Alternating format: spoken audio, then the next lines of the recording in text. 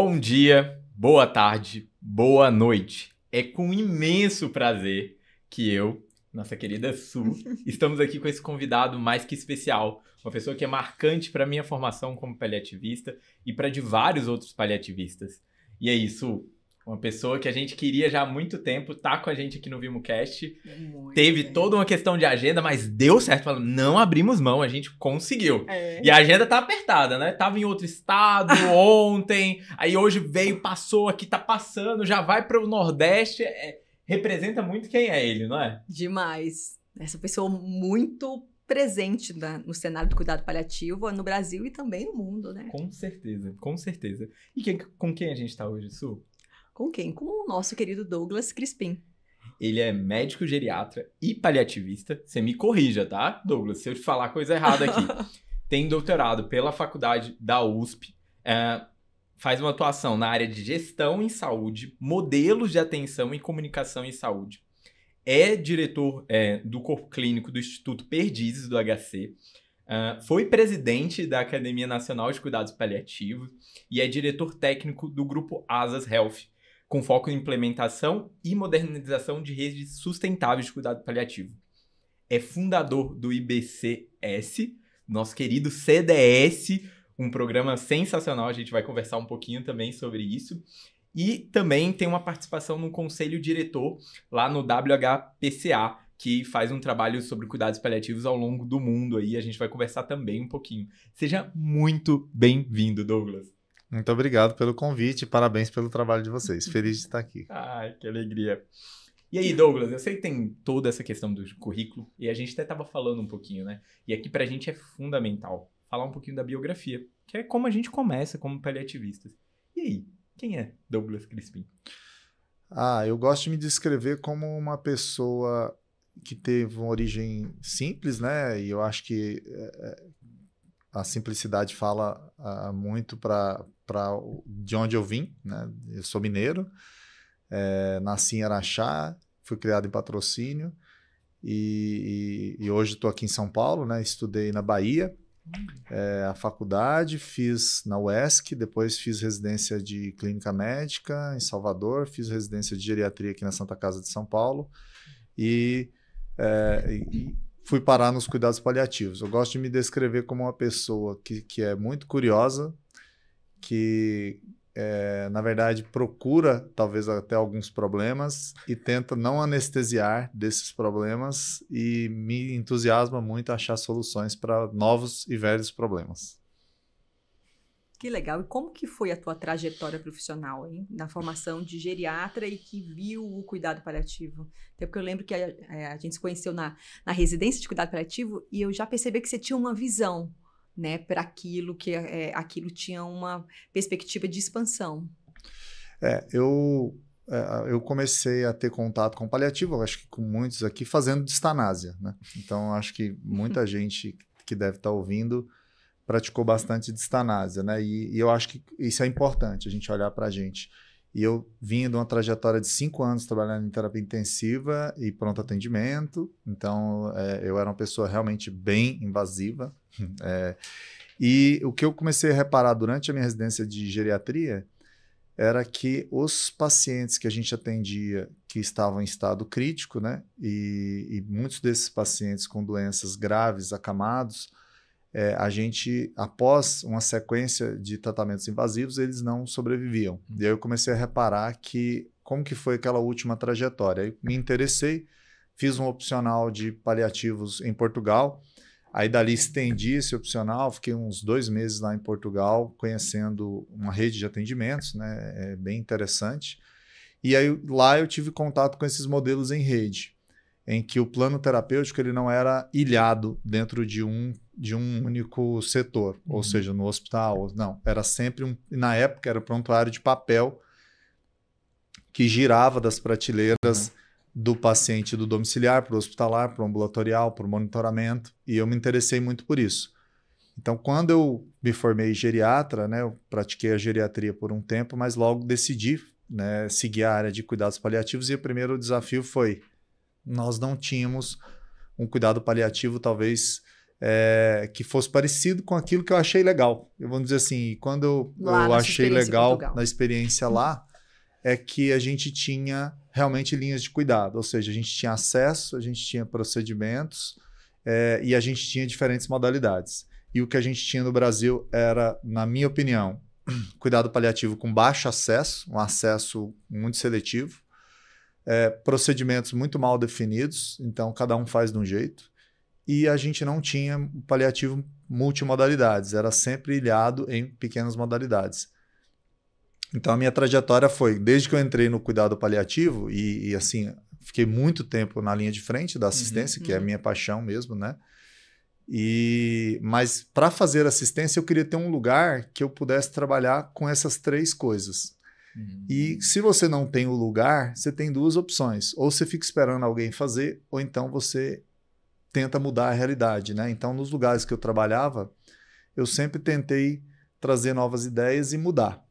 E aí, obviamente, como a maioria acredito, de todas as inovações, é muito não, né? Muita porta na cara, muita dificuldade e muita resistência, né? E aí que eu descobri que depois fui descobrir o que significa de propósito. Que o propósito é aquilo que você faz quando todo mundo não quer, ou quando o mundo não quer, ou quando as coisas dão muito errado e você continua lá.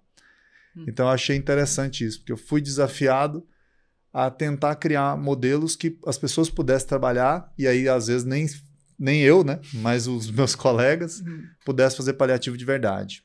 E não paliativo só da certificação, só do papel, só da gaveta. Mas o paliativo que chega no doente, que chega em muito doente, que gera muito resultado no sistema. E a gente ficava mais feliz com isso. Eu acho que foi aí que foi, talvez, caminhando para implantar modelos. E a comunicação também veio da insatisfação. Até acho que antes da Suelen chegar, a gente já tinha outros residentes que passavam. E aí o que a gente reparou era o quê? As pessoas dominam técnica, as pessoas dominam sequência de atendimento, elas têm conhecimento. Então quando olhava os pacientes que não estavam satisfeitos com a comunicação, isso mexe muito com a gente no seguinte sentido: não é possível que o problema de comunicação dos hospitais, dos colegas, esteja porque ele não sabe um protocolo, não é falta de protocolo. E o que mais tem de publicação era protocolo. Então isso me trouxe uma outra insatisfação. Eu falei assim, será que nós vamos mudar o mundo da comunicação com novos protocolos? Então a gente começou a fazer treinamentos muito diferentes. Quando a Suelen chegou, a gente estava começando a fazer simulação filmada no celular, né? E a gente nem fazia simulação, a gente fazia só o roleplay, né? E é daí que vai continuando e desaguar no que está hoje. Você falando, né, tanto da sua formação até, de como que ela já foi vasta, lá de Araxá, foi para Bahia, voltou, veio para São Paulo, ficou em São Paulo, foi para Portugal, o quanto que isso também fala também sobre a vivência de implementações, depois de colocar, né, acho que pelo ASA você tem tido, e aí também na NCP você teve muito contato, mas toda vez que eu penso em você, algum estado, alguma cidade pequena, alguma cidade grande, te conhece por conta desse trabalho que você foi lá de implementação e o quanto que isso é significativo. Cara, é muito bom ter uma pessoa que exerce esse papel de maneira técnica, sabe? E aí falando da implementação mesmo, assim, que é uma coisa, uma vez você me contou um pouquinho, quando eu dei no HC, contou um pouquinho das viagens, né? Que você quase não parava, realmente. Que é essa questão de implementação, né? O quanto que isso é importante em vários locais do nosso país, que é um país continental, né? Existe uma ciência de implementação, né, que ela é muito dolorosa para quem recebe a implementação e para quem faz. E então, não adianta a gente ter uma fórmula, né? E é interessante isso. Às vezes a gente acha que vai ter um manual, uma diretriz, que vai ter uma fórmula que vai adaptar em todos os serviços. E aí eu acho que foi um presente que eu ganhei da vida. Porque na maioria das vezes, você pensar assim, para a gente fechar um contrato de implementação é doloroso, a gente vem de baixo. A gente não tem uma marca famosa anterior. Da onde que surgiu o ASO? O povo fala assim, de onde surgiu essa marca? Da cabeça mesmo, né? Da cabeça da gente. Da onde que surgiram os modelos? Porque não era só pegar um modelo de fora e copiar. Da cabeça, surge da cabeça. E surge de tentativa e erro, né? Então teve muito erro nessa trajetória também, e muita dificuldade. Mas eu acho que quando a gente chega nos lugares para implementar, a gente tem a oportunidade e o presente de conhecer outras realidades. E aí o Brasil é muito maravilhoso em termos de cultura, e a gente poder acompanhar uma reunião de família no Sul, né? Então a gente tem um projeto, por exemplo, em Santa Maria, no Rio Grande do Sul, e acompanhar uma reunião de família em Salvador. E é muito diferente. E é muito legal porque essa diferença tem a adaptação do colega que é de lá. Então não adianta eu querer chegar com um modelo pronto e mudar a sua cultura da Bahia, de Pernambuco, do seu jeito de atender. Mas eu preciso adaptar esse modelo ao que você faz. Então é muito gostoso. E aí tem muito trabalho. Eu acho que tem muito suor, né? Uhum. E muita supervisão. Não é todo mundo que gosta, né, de fazer supervisão. E quando você faz implementação, tem uma coisa muito curiosa. Porque quando a gente chega para mudar o modelo, quem te chama não necessariamente acha que o modelo dele está ruim, né? Mas no fundo ele tem ali uma sensação de que, poxa, pode melhorar. Então tem que ter todo um cuidado de comunicação. Então a gestão envolve, a maior parte dela, a comunicação. Como que eu comunico ao outro que eu posso mudar aquilo que o outro acha bom? Uhum. E que ele pode atingir resultados melhores, né? E nessa tua trajetória, né, da tua carreira, que você criou o Asas, eu achei legal você trazer, né, como uma ciência de implementação de serviço de cuidado paliativo. E aí você falou muito como uma base do cuidado paliativo a comunicação. Foi para você desde o início do nascimento do ASA que assim o foco seria a comunicação, ou foi algo dentro dessas tentativas e erros que você percebeu que não? Esse é um ponto principal para a gente conseguir implementar um serviço. Então, foi bem interessante. Porque assim, às vezes o povo escreve o livro, fica parecendo, ele bota só o bonito, né? Mas eu tenho o feio também. Né? A gente quer saber os bastidores. O bastidor foi o seguinte, a gente montou, eu lembro que eu estava na Bahia, de férias, quando veio esse nome Asas, né? Eu tenho um caderninho que eu fui desenhando, né?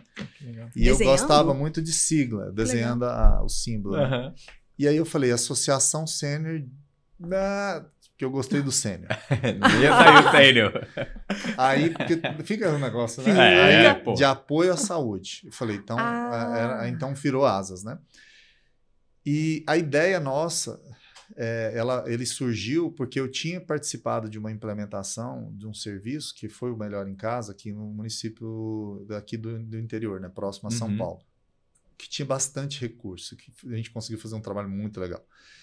E foi lá que a gente começou a fazer um sistema de atendimento de intercorrência paliativa, em que o paciente conseguia ter o atendimento 24 horas com um especialista, né? E isso, a gente colocando isso, batendo o martelo que os pacientes passam mal, é esse horário em casa, é à noite, fim de semana, feriado, que o horário não é comercial. E aí, quando eu achava que estava no auge da carreira, né? E grande ilusão, né?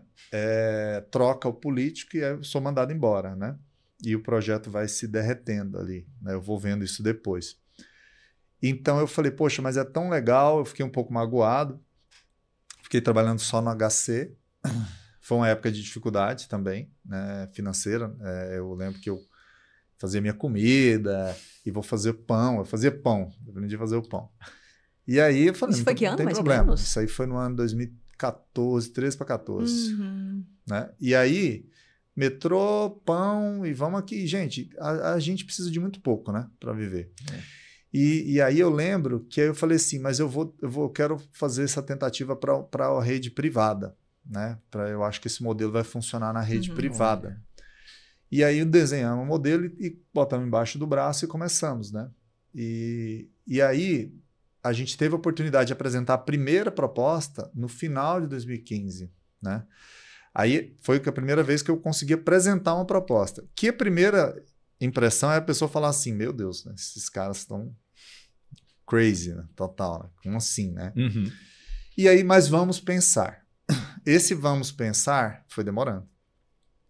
E aí eu lembro que eu recebi um convite da SBGG, que um amigo meu estava na SBGG lá em Pernambuco. Ele falou assim, Douglas, está vindo uns estagiários nossos de Recife, fez o estágio aí, eu vi que tem uns treinamentos de comunicação. Eu quero que você faça ele num fim de semana. E a gente fazia ao longo do ano todo. Eu falei assim, mas você quer que eu bote o negócio do ano todo num fim de semana, né? E aí, no início, eu fiquei assim, reticente. Aí depois ele falou, não, bota isso, bota um nome e tal, né? Aí eu gosto de nome, né? Aí no início eu tinha pensado num outro nome, mas aí foi. E na época eu chamei a Renata Meiga, que é paliativista, sim, também é atriz, né? E aí a gente tinha ali uma sequência, fizemos uma série de filmagens, né, com os atores ali, e aí conseguimos condensar um conteúdo, que foi a primeira versão, né? Fiz os crachá, foi na caneta, né? Cordinha de cordão de cadarço, né, praticamente. E aí a gente conseguiu espaço lá no Hospital Português e fez o CDS. Só que aí, passou um tempo depois disso, eu recebi a resposta positiva para o primeiro projeto. Então foi uma coisa assim, eu falei, eu vou continuar tentando a questão da implementação, que era um sonho, mas esse negócio da comunicação a gente fez, achei que não ia ninguém, o povo foi e gostou. E aí eu falei, vamos continuando aqui. Então foi um negócio meio que foi ali. E hoje o que a gente percebeu, na primeira coisa que quando a gente fez a implementação, tinha módulos. E aí a gente colocou que o centro da implementação não era só comunicação interpessoal, né? Tem muita coisa de processo, de implementação de documentos, que é bem complicado, mas a gente colocou o próprio CDS dentro da implementação como um dos módulos. Então, ele se relaciona assim. Aí por isso que veio o IBCS, porque o pessoal falava assim, tá, mas aí você... é uma coisa ou é outra? Faz parte da conversa, né? E aí, como veio a necessidade de fazer outros treinamentos, que não era eu, né, também só, né, ver a parte de luta, a parte de liderança e tal. Então aí a gente fundou o IBCS, que também eu gosto de nome, aí botamos o IBCS e ficou legal. E Douglas, você tem noção de quantos serviços você participou diretamente da implementação? Seja antes mesmo do ASAS, enfim. Não, depois do ASAS, nós completamos esse ano 10 anos. 10 anos já? 10 anos Olha, de existência. Parabéns, né? É uma década, muito isso legal. É uma data marcante. E foi o que aconteceu, que eu lembro que a gente fez o primeiro projeto, que foi na Unimed, Presidente Prudente, e a partir dali, em 2017, eu fiquei doente, né? Então eu passei um ano com um quadro chato, assim, de autoimune, neurológico, fiquei parado praticamente um ano, né? Mas o projeto continuou, né? Você já tinha inaugurado, e quando eu volto em 2018 a trabalhar, esse projeto estava dando bastante certo, né? E existe, né? Tá lá ainda, né? E a gente criou esse outro nome, né? Que aí foi o RCC, né? A gente registrou, enfim. E aí, a partir dali, veio outras demandas, né? De outros projetos. Aí a gente foi para Cuiabá, e aí dali, eu nem vou citar, mas o total hoje, a gente teve 16 projetos de implementação. Em 10 anos, teve 16, né? Parece pouco, mas cada projeto ele tem em torno de 18 meses para implementação. Né? Então, você imagina assim, tem bastante horas, a gente dá bastante suporte, né? E criamos aí grandes amigos também, né? Então, a gente teve dentro, a maioria deles está na saúde suplementar, né? Porque a gente desenvolveu metodologias também para medir esses resultados, mas a gente teve projetos legais de hospital, a gente tem um projeto muito legal que foi durante a pandemia, que a gente foi procurado pelos Médicos Sem Fronteiras, e aí foi muito especial, porque eu estava lá na linha de frente, né? E aí um colega me falou, você que é o Douglas, trabalha com tal, e aí a gente teve um único contrato internacional que foi com os Médicos Sem Fronteiras, para implementar uma enfermaria de paliativo Covid, né? Num tempo recorde, aqui na periferia de São Paulo. Então, a gente conseguiu implementar esse projeto, chamava Projeto Acolher, né? E foi muito legal ver a nossa marca lá, tinha uma plaquinha, a nossa marca junto com a marca do MSF, que eu tenho uma enorme admiração, né? Mas o número é esse, assim, né? Então, 16. Que legal. E a gente sabe que há pouco tempo você representou os cuidados paliativos, né? No Brasil, na OMS. Como que foi essa tua trajetória do cuidado paliativo do Brasil para o mundo? Então, foi muito legal, porque no Congresso de Curitiba, a gente teve a iniciativa de fazer a Carta de Curitiba, né? E aí essa ideia veio da diretoria, assim, a gente teve, olha, vamos fazer um manifesto? Vamos fazer, né?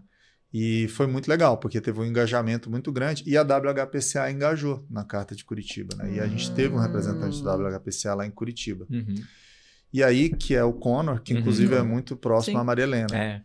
E aí, nessa aí, eu ainda confesso que agora estou estudando inglês, né? Bastante, né? Mas eu lá naquela dificuldade, né? E aí vieram falar comigo lá durante o congresso, né, que havia sido convidado, indicado para a diretoria da WHPCA. Né? Legal. Aí é o tipo de convite, Suelen, né, Rony, que não tem nem o que você, entendeu? Você tem que aceitar, cara. Claro. Tá? Porque a gente precisa de representatividade. Uhum. Aí minha mãe, o povo falou assim, já vai arranjar pepino, porque ficou na NCP, dá trabalho, né? Nossa. E foi muito trabalho na gestão nossa, a gente pegou uma gestão, né? E teve bastante, caminhou bastante, né? Foi o primeiro cargo da WHPCA no Brasil? Um brasileiro. É. Caramba. Aí foi muito legal. E aí... E tudo desse manifesto. E na verdade foram... Aí se conhece né? aqui, tal, e indicou. Aí quando a gente entrou, é bem diferente trabalhar saúde global com trabalhar saúde local. A WHPCA é o parceiro oficial da OMS, né, dos cuidados paliativos, né? Então, eles têm ali uma proximidade muito grande. Participou da construção da resolução lá em 2014. É quem faz o Atlas Mundial, quem faz o Dia Mundial. Uhum. Então, a gente foi colocado ali e eu falei, olha, então temos que estudar bastante, né? Primeiro, estudar sobre saúde global, né? Além de estudar o inglês, né? E aí comecei na WHPCA. E aí veio esse convite, né? Tinha 4 vagas para a delegação, para a reunião executiva. E falou, nós vamos ter várias intervenções. E aí eu falei, olha... E aí, assim, aquela coisa que você para um pouquinho, né? Não pode converter os francos para o real, né? Mas eu falei assim, depois se vira para pagar. Aí eu fui, foram 8 dias de reunião. Muito legal, assim, muitos insights e tal. E agora vai ter a Assembleia Mundial. A gente foi convidado novamente, Assembleia Mundial. Que legal. E agora o paliativo, assim, agora, né? Quem vai assistir depois, o agora era maio de 2025. Inédito, né? Isso também a gente ser convidado para a Assembleia e possivelmente eu ter um curso, né? Um curso paralelo dentro do evento, né? Da Assembleia. Caramba. E a gente vai organizar. E aí dentro da WHPCA também eu coordeno um comitê de educação, que antes não existia. Né? E o que a gente trouxe de ideias diferentes para a WHPCA? Primeiro, a maioria das pessoas que precisam de paliativo no mundo não fala inglês. Então, a gente precisa tornar o paliativo falar espanhol, português, francês, são as principais. E temos iniciativas, eu acho que em breve vocês vão ter notícias aí, algumas iniciativas de educação global, né, liderados por nós, ou seja, assim, com a nossa cara, mais de educação global em paliativos. E fazemos parte do comitê estratégico também. Ou seja, hoje a gente participa, a gente dá um temperozinho, né, brasileiro para o paliativo mundial, porque a gente é muita gente, né, e a gente merece, né? Então acho que é legal. E tem que deixar registrado, né? No dia que eu mandei mensagem pro Douglas, ele estava simplesmente assim, tava na Suíça. Não, tô aqui na Suíça. Era na Suíça, não era na França? Genebra. Genebra. E aí, fala, não, tô aqui na Assembleia. E, enfim, eu falei, caracoles, muito obrigado por estar representando. A gente fala isso, mensagem, a gente fala aqui, muito obrigado. Em nome dos diversos paliativistas que a gente tem no Brasil, eu não me imagino quanto que você se sacrifica nesse sentido do seu tempo, investimento, porque a gente sabe como que é a realidade, né? Ainda mais nisso, você falando, convertendo em valores, pra estar lá. E é isso, não tinha como não aceitar, né? Você falou por conta da causa, por conta do propósito, que é isso que você trouxe, né? Isso é, sensacional. E aí, Douglas, eu queria até te perguntar, assim, você, estava na presidência da NCP num momento muito significativo, com um congresso ali de retomada pós-pandemia, vivenciando várias realidades do cuidado paliativo, tanto no público como no privado, e aí teve acesso a uma realidade internacional.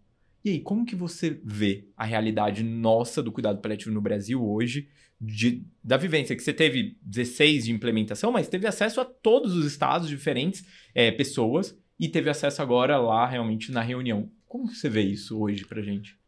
Ótima pergunta. Assim, eu gosto de falar que dentre os meus critérios de paliativo de verdade, né, que são indicadores internacionais, eu considero que uns dos indicadores envolve a taxa de penetração do serviço, ou seja, o quanto que você acessa o seu paciente. E aí, um primeiro insight que eu tive foi conversando desde o Congresso Mundial, depois agora conversando com os colegas de outros países, né, países bem desenvolvidos como o Canadá, que estava na delegação, nos Estados Unidos, enfim. Primeiro, a gente tem que se orgulhar muito. Tem muitas iniciativas muito bacanas, muito legais. E tem muita gente dedicada a fazer paliativo de verdade no Brasil, né? Tanto do ponto de vista quali quanto quanti. É que às vezes as pessoas separam o quali do quanti, né? Então, eu acho que eu já vi iniciativas, né, fora da capital, e primeiro, assim, as iniciativas fora da capital, muitas delas maravilhosas, e superam e de longe muitos serviços, né, das capitais, né? E eu acho que é importante essa mensagem ficar, né? Tem serviços, eu não gosto de citar para não ficar falou o meu, não falou o seu. E aí, mas é importante a gente lembrar assim, primeiro, tem problemas parecidos, tem problemas de acesso, tem problemas de recurso, mesmo em país desenvolvido. E ainda tem muito essa questão do paliativo ser colocado ali como uma coisa só ali, uma humanização, uma coisa mais genérica do que o paliativo como uma estratégia de saúde realmente, né? Então eu acho que agora com a política a gente tem tudo para superar. Qual é o gargalo? E aí esse gargalo precisa ficar para todo mundo também. A gente precisa publicar. Porque o que acontece? Eu lembro que teve uma colega que falou assim, eu sei que vocês têm muita coisa legal lá, mas vocês estão sentados em cima dos dados. Então, vocês do Brasil precisam publicar. Então, isso serve para você, colega que está aí na ponta. Cara, vai fazer uma pesquisa, meu. Eu sei que dá trabalho, mas assim, ajuda, porque uma vez que você publica, aquilo ali serve à humanidade de uma forma científica. Então, todas essas experiências que a gente fala aqui, eu posso te contar várias coisas, mas no final, o que vai valer é o que está publicado. Porque a gente não vai sair visitando todo o serviço e nem a visita talvez não te dá aquela informação toda, né? Então, nós precisamos publicar mais. Esse é um insight maior, né? Claro que tem muito o que melhorar, mas assim, a gente chegou de cabeça erguida na reunião, a gente fez reuniões com vários países, e teve vários países que aprenderam com a gente. E não é só a gente que aprende com os outros. A gente ensina muita coisa também. Pô. Então, quando a gente discute plano terapêutico, quando a gente discute comunicação, quando a gente discute integração em rede, né? O nosso sistema único de saúde supera muitos sistemas no mundo. A gente precisa saber usar ele, a gente precisa conhecer ele, estudar ele. Às vezes não é só falta de recurso. Às vezes a gente que está na ponta não sabe usar o sistema. Então, eu acho que tem a mensagem é muito mais de otimismo do que de pessimismo. Cara, essa questão da publicação é algo que pega muito pra gente, né? A gente tem falado assim, absurdo, e a gente tem que olhar para isso ainda mais com essa troca, né? Com isso que você traz. Geralmente o paliativista ele tende a olhar muito para assistência, né? Agora, quando você traz, né, o quanto que a gente serve à humanidade, né? É uma forma de servir, né, ao cuidado paliativo quando você coloca isso de forma científica. Muito legal isso. Eu acho. E eu acho que tem todos os papéis, né? Onde a gente está, tem alguém aprendendo com a gente e a gente está aprendendo com alguém. E quem tem a oportunidade de subir um degrau tem que puxar o colega do degrau de baixo. E aí o que acontece às vezes é o contrário. O cara sobe um degrau, ele quer tirar o degrau do cara de baixo. E no paliativo isso aí é muito feio. Pega muito mal. Então eu acho o seguinte, a vida vai sendo assim. É igual fase de videogame. Você passa uma a outra, vai ser mais difícil. Agora, qual que é o grande desafio da gente? Então, vocês estão aqui formando opinião, vocês têm um compromisso. Vocês têm uma responsabilidade. Porque agora a gente firmou isso e você tem que ajudar os seus colegas. Então, quando a gente, independente do cargo, onde você está, que você lidera, ou seja, você influencia pessoas, ajuda o seu colega. E eu vejo ainda muitos paliativistas têm dificuldade porque não abre-se portas para eles. E tem gente maravilhosa que faz coisas maravilhosas e que alguém, por acaso, convenceu aquela pessoa que ela não consegue. Porque a vida vai embotando ela. E a assistência pura, ela pode te embotar. Não é só fadiga por compaixão, não. É a vida mesmo, é rotina, bater pontinho, fazer isso e tal. E aí eu acho que a gente precisa entusiasmar mais os outros, para as pessoas se divertir mais no trabalho, para ela chegar no trabalho e achar realmente que tem uma coisa incrível dentro dela que ela consegue fazer fora. Agora, se você não tem seu tempo para escutar o colega, Eu falo que quem não escuta colega não escuta paciente. Quem trata mal colega hierarquicamente abaixo, vai tratar mal o doente. Você vai confiar o quê se o doente nele? E quem trata doente bem, colega mal, um dos dois ele está fingindo. Uhum. E no geral ele está fingindo no paciente. Então não tem empatia, só tem simpatia. Então eu fico pensando isso. Eu acho que um papel nosso é abrir portas, porque tem muita gente legal, bacana no paliativo, cara. E o paliativista, menos vaidade, mais trabalho e abrir mais porta. Eu gosto de dizer assim, o erro do outro é o aprendizado, sabe? É assim, a gente está num mundo agora que a gente vai errar, só erra quem trabalha. Uhum. Então, se o erro do outro não é estimulado a pensar assim, e aí, quantos erros foram hoje e o que a gente aprendeu com ele para a gente chegar numa coisa incrível? Então, acho que essa é a forma que eu imagino as pessoas crescendo, né? E para o paliativista que está na ponta, errar é o normal. Uhum. Não dar certo é o normal, né? Então, assim, cada caso que a gente às vezes ensina, que fala, é o caso nosso que deu errado, que você está ensinando diferente. Então, talvez a gente possa passar isso adiante, né? Você anda, subir um degrau, cara. Subiu o degrau, olha para baixo. Vai ter gente para você puxar. E é muita gente que quer subir, mas às vezes nem sabe que quer subir, porque alguém convenceu ele que ficar no degrau de baixo era o melhor. Entendeu? Aí já fica o recado e a mensagem para os paliativistas. A gente sempre geralmente pede, né, para deixar uma mensagem. Eu acho que a mensagem está mais que dada, né, Su? Com certeza. E a gente também olha muito para essa questão de autocuidado, né? Você, Douglas, tem alguma prática sua de autocuidado diante da tua rotina? Então, é interessante essa pergunta, né? E aí é legal colocar isso, né? Eu não sou o melhor cara disso aí.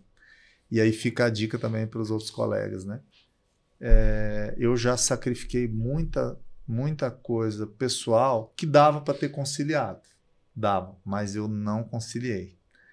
Então, eu confesso que já adoeci, né? Uhum. Também já adoeci com o meu trabalho. E hoje não, hoje eu tento equilibrar mais o sono, eu tento equilibrar mais a minha diversão, né, que eu tenho. Então eu gosto da música, voltei para o esporte, eu vejo que a questão da dieta é a questão da disciplina. O paliativista, ele lembra muito, quem deu plantão em UTI, lembra muito o eu mereço. Eu tenho que tomar cuidado com o eu mereço. Porque assim, de eu mereço e eu mereço, você vai comendo porcaria, né? Então a dieta é disciplina, né, durante a semana.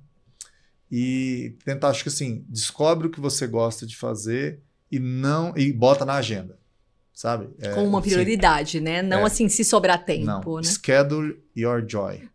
Então eu acho que isso agora eu estou tomando mais cuidado. O tempo da minha família de ir lá e reservar, porque eu já fiz muito isso ao contrário. Uhum. E eu vou falar para você, passa rapidinho o tempo, não vale a pena. Uhum. E depois você fala, putz, devia ter, mas devia ter, não dá mais. Tá.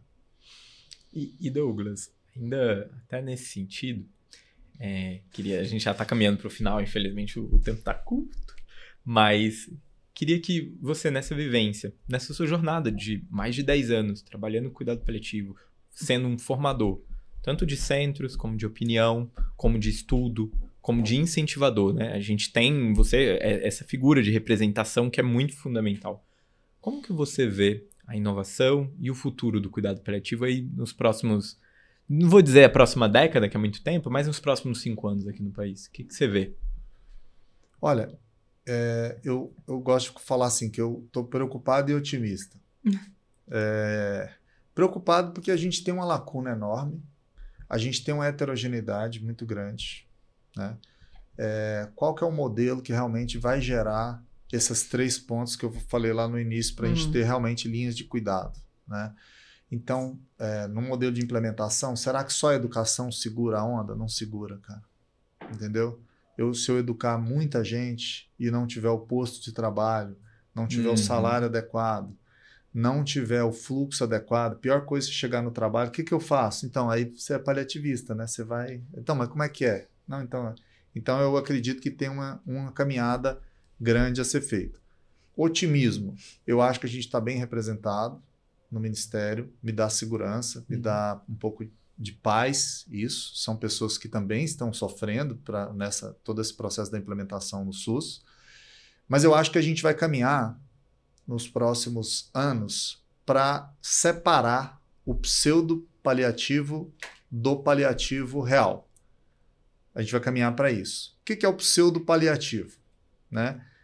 Vai ser todas as práticas que contêm algumas ações de paliativo isoladas, não organizadas e que fazem parte da boa prática clínica. E o paliativo real, ele vai se dividir naquilo que são os critérios mesmo, do paliativo primary palliative care, o intermediário e o especializado. E eu acredito que um marco que vai vir aí muito em breve, certamente, vai ser que a gente possa certificar, tá? Os serviços como aquele serviço que preenche ou não os critérios. Né? Fechando, eu gosto de falar sempre o que é o serviço de gaveta. Né? Serviço de gaveta, você tem aquele prestador privado, eu contrato uma equipe médica boazinha e que não vai dar trabalho para as outras equipes médicas. Então é o seguinte, você vai atender pouquinho paciente e não me dê muito trabalho. Eu só vou chamar casos pontuais e tal. Então não é por indicação. A taxa de penetração é muito baixa, mas com isso ele ganha, às vezes, uma joint, ganha uma ONA, né? E espero que isso aí mude no futuro e a gente tenha paliativo de verdade em todos os lugares. Sensacional. Ainda nesse ponto, eu queria ouvir de você que como você fala e você faz muito treinamento presencial. Queria saber também se você acha que, e aí até falando um pouquinho do que você viu internacionalmente, você acha que a formação também vai passar um pouco também pelos treinamentos online? Como que você vê isso, Assé? Eu acredito nos modelos híbridos. Né? Eu, durante muito tempo, acreditava muito só no presencial, mas a gente teve experiências muito boas no online. Né? Inclusive, também estou migrando algumas coisas para o online. Então, eu acho que funciona. Porém, não só o online. E eu acho que tem algumas coisas, algumas competências do paliativista que precisa olho no olho. Então, eu acredito que o EAD funciona, é muito prático. Né? Ninguém aguenta mais assistindo aula no presencial. Ou seja, sentar numa cadeira para assistir PowerPoint, ninguém aguenta mais. Agora, praticar, trocar, discutir caso, treinar comunicação, isso aí no presencial, você sabe, é um negócio que é outra conversa. Sim.